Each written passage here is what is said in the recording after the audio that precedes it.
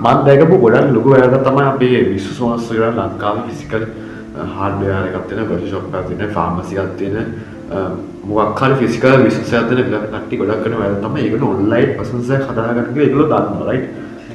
Social media එකට මම යන්න ඕනේ කියලා ඒගොල්ලෝ දන්නවා. හැබැයි ඒගොල්ලෝ ඒක හරියට කරන්නේ. ඇයි ඒක හරියට කරන්නේ? හරියට කරන්නේ ලොකු විදිහට තමයි ඒගොල්ලෝ තේරුම් ගන්න බ්‍රෑන්ඩින් and sales කියන එක. ඒ වගේම මේක තේරුම් ගන්න මේ මොකද්ද මේ closing the relationships කියන එක. මොකක්ද ඒ කියන්නේ? මෙහෙම. නිතරම අපි සෝෂල් මීඩියා හරි මොකක් හරි ඩිජිටල් මාකටිං වල හරි නෝමල් මාකටිං වල මාකටිං කියලා කියන්නේ සරල දේවල් දෙකක්. ඒ තමයි එක්ක බ්‍රෑන්ඩ් නැත්නම් සේල්ස්, රයිට්? බ්‍රෑන්ඩින් කියලා කියන්නේ අපි කාගේ හරි කස්ටමර් කෙනෙක් කියලා කියන්නේ අපේ ව්‍යාපාරයට දෙයක් වටිනාකමක් දෙන්න පුළුවන් පාර්ශවයක්. එතකොට පොටෙන්ෂල් කස්ටමර් කෙනෙක් කියලා කියන්නේ ව්‍යාපාරයට දෙන්න කැමති කෙනෙක්. අපි කස්ටමර් කෙනෙක් නෙමෙයි, කස්ටමර් කෙනෙක් වෙන්න පුළුවන්. would be.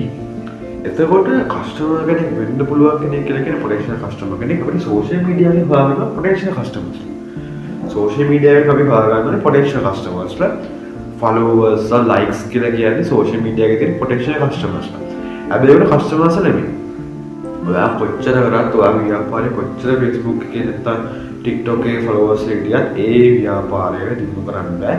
නිකන් followers likes comments ටිකක් තියාගන්න. ඒ ඔක්කොම potential දේවල්. potential දේවල් ව්‍යාපාරේ marketing objective එකට achieve කරන්න බෑ. නැත්නම් ව්‍යාපාරේ metric එකකට achieve කරන්න බෑ. right? එතකොට අපි මොකද කරන්නේ? අපි කරන දේ තමයි අපි තේරුම් ගන්න ඕනේ මාකටිං ෆනල් කියන්නේ. මාකටිං ෆනල් කියලා කියන්නේ අපි සෝෂල් මීඩියා වලින් කරන අපි දේවල් දෙකක් තියෙනවා. ඒ තමයි දේවල් එකයි තියෙන්නේ. බ්‍රෑන්ඩිං. බ්‍රෑන්ඩිං කියලා කියන්නේ කාගේ හරි කස්ටමර් කෙනෙක් එක්ක පොටෙන්ෂල් කස්ටමර් කෙනෙක්ට බාරපත් කරන සාමාන්‍ය මිනිස්සෙක් පොටෙන්ෂල් කස්ටමර් කෙනෙක් බාරපත් කරනවා මේ බ්‍රෑන්ඩිං එක අපි කරන්නේ. බ්‍රෑන්ඩිං කරන හොඳ තැන තමයි සෝෂල් මීඩියා කියන්නේ. සෝෂල් මීඩියා කියන්නේ සෝෂල් තැන. මිනිස්සු ඒක සම්බන්ධය ඇති කරගන්න. ඒ වගේ තැනක අපිට කරන ලේසිම දේ තමයි කාගේ හරි කෙනෙක් එක්ක රිලේෂන්ෂිප් එකක් ඇති කරගන්න. අන්න ඒ වගේ රිලේෂන්ෂිප් එකක් ඇති කරගන්න සෝෂල් මීඩියා පාවිච්චි කරනවා බ්‍රෑන්ඩ් වලස්. අපේ බිස්නස් වල පාවිච්චි කරනවා.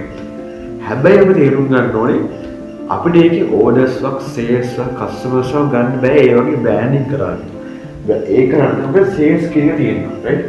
සේල්ස් කරන්න අපිට මාකටිං ෆනල් එකක් තියෙනවා. ඒ කියන්නේ WhatsApp chat එකක් නැත්නම් වෙබ්සයිට් එකක්, ඇප් එකක් නැත්නම් සබ්මිට් ෆෝරම් එකක් නැත්නම් මොකක් හරි ෆනල් එකක් කියලා කියන්නේ එයාගේ තොරතුරු ටික අපිට ආයෙව රීච් කරන්න පුළුවන් විදිහට ගන්න ඕනේ.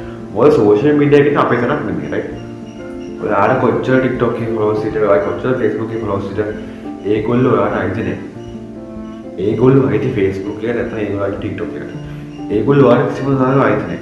ඔයා අද වීඩියෝ එකක් දාලා ලක්ෂ ෆලෝවර්ස් ලාගෙන හෙට වීඩියෝ එකක් දැම්මත් ඔයාට මිනිස්සු වෙන බිඳුවයි. මොකද ඔයා කවුරුත් ඔයාගේ WhatsApp ෆෝන් බුක් එක නැත්නම් ඔයාගේ ෆෝරම් එක නැත්නම් ඔයාගේ වෙබ්සයිට් එක ගත්ත නැත්නම් ඔයා බිඳුවයි. ඒක තේරුම් ගන්න, රයිට්?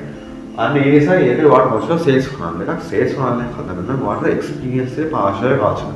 අන්න ඒකයි සෝෂල් කොමර්ස් මාස්ටර් ක්ලාස් එක ඔයා ජොයින් වෙන්න ඕනේ. සෝෂල් කොමර්ස් මාස්ටර් ක්ලාස් එක කතා කරලා කොහොමද one on one ඒ කියන්නේ ඔයයි මා විතරයි කතා කරන්නේ කොහොමද වාගේ ව්‍යාපාරය අන්තර්ජාලයට කරලා කොහොමද ඒක සාර්ථක කරන්නේ. ඉතින් ඒක රිටුවේට් දැම්ම පල්ලා ඩිස්ක්‍රිප්ෂන් එකේ ලින්ක් එකක් WhatsApp ලින්ක් එක අන්න ඒකට මෙසේජ් එකක් දාන්න අපි වල කෝල් එක කරන්න. කෝල් එක කරලා කොහොමද ව්‍යාපාරේ අන්තර්ජාලය